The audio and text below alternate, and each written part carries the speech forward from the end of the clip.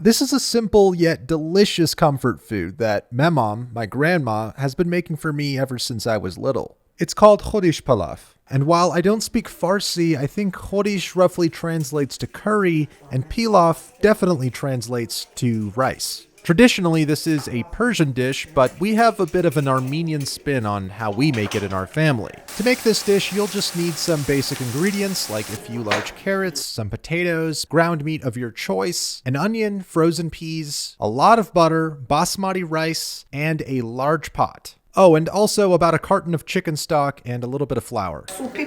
My grandma starts by peeling and cutting up some carrots, putting them into a separate bowl. Meanwhile, we have some rice going, and we use basmati rice with a lot of butter, salt, and water. You could just throw that all in a rice cooker and it will cook it for you. So you got chopped up carrots, about a can of tomato paste, and your ground meat of choice in a bowl. Now, I would definitely recommend using ground beef here, but out of the interest of health and lower calories and cholesterol and such, my grandma uses ground turkey, which isn't as tasty, but this dish is so delicious that it even makes ground turkey taste pretty good. Okay.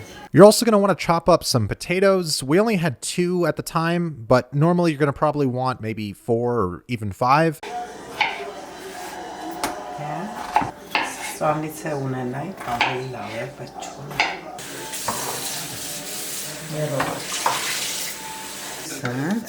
Next, my grandma uses a food processor to chop up an onion. You can just mince this with a knife if you want. My grandma adds about a tablespoon of black pepper, a tablespoon and a half of cumin, a tablespoon of salt, and about a tablespoon of paprika. Then you just mix everything together. She likes to use gloves and a bit of water to keep the meat from sticking to her fingers. You want to make sure everything is well mixed and pretty homogeneous here so that it cooks evenly. You could even add a few other things to this, like some oil, maybe even an egg or some breadcrumbs, but she just does it the simple way. I think my grandpa was watching Family Feud or something in the background. Try to ignore that. Once you got everything mixed up, you could form these small little meatballs. Sometimes my grandma actually makes them smaller than this, but the idea is that we're going to brown these and give them enough room in the pan to do that without falling apart. Okay, so this is olive oil with chopped onions. Now she's putting in some butter into the pan as well. A lot of butter, wow. Did I mention you're going to want a lot of butter for this dish? Yeah, in addition to the rice, the curry itself also has a lot of butter. We just use a lot of butter in our cooking in general. Don't worry though, it's canceled out by the healthy ground turkey.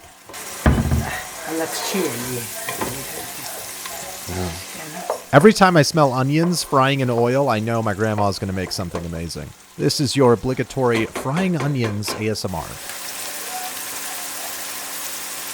You want to get this sort of yellowish color on the onions like so. Because there's so much oil and fat, they're actually not going to burn, but they are going to get a nice developed flavor in that oil. And yes, as you could probably tell, this is the part where I pretend like I'm a professional chef who knows what I'm talking about. So once those are cooked pretty well, but before they're burned, you take the onions out, drain the oil in a bowl, and you're going to be mixing some of those onions in with the meat later on. But for now, we want to make space in the pot for those meatballs to get a nice crust on them. The oil is still nice and hot, and it's also captured some of the flavor of those onions, which it's now going to infuse into these meatballs. Now, you don't have to cook these through fully, you just want to develop a nice crust on all sides. So make sure you're flipping those meatballs to get a nice crust on each side, as shown here. Each one needs a little bit of space to get a nice sear. So slowly we're turning them.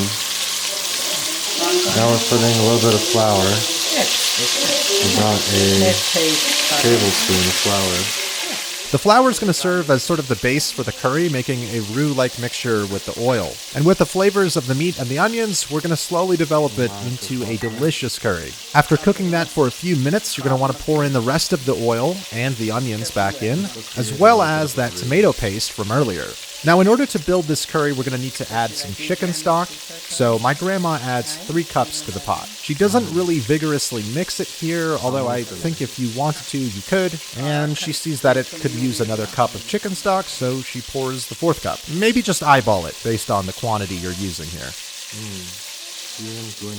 Everything is brought to a slight simmer, and you can already see some of the colors of this curry developing here, which is this sort of brilliant orange and red mixture with those nice brown meatballs. Okay, now she's going for a taste.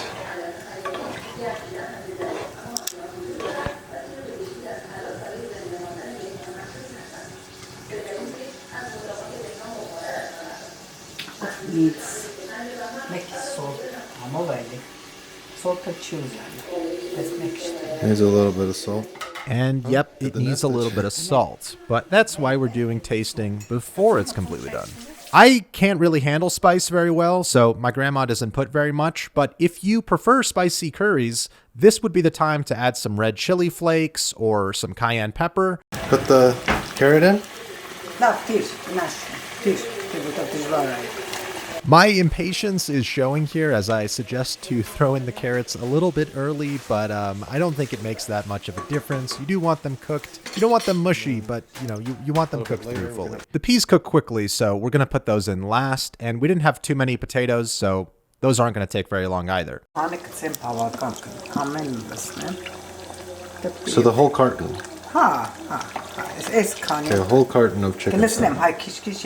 She ended up using the entire carton of chicken stock. The key here is just don't add it all at once, I guess. Throw those potatoes in the pot and have everything at a medium simmer. Then we're gonna put the peas. Meanwhile, let's check up on our rice. That beautiful, buttery, long-grain basmati rice is going to serve as a perfect bed for all this delicious curry sauce.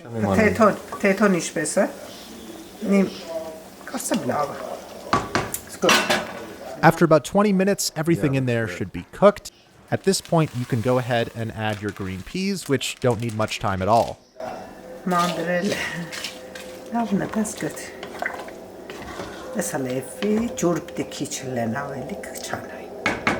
At this point, the curry's basically done, but we're just boiling away some of the additional liquid to get a thicker consistency. Oh, my grandma also made a little salad. She always does that. This one had chickpeas and tomatoes. Really delicious.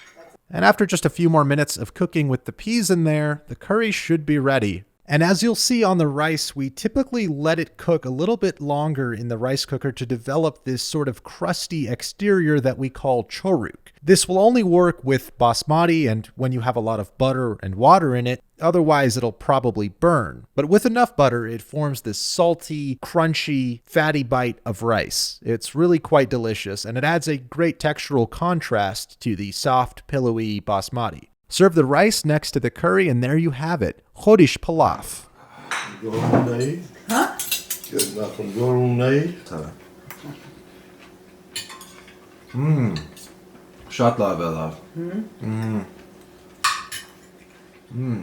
The curry has a great balance of flavors with the tangy tomato and the spices, as well as the butter and some of the onions and meat flavor. And when you mix all that with the warm rice, you get the essence of Persian comfort food, or at least Persian Armenian comfort food.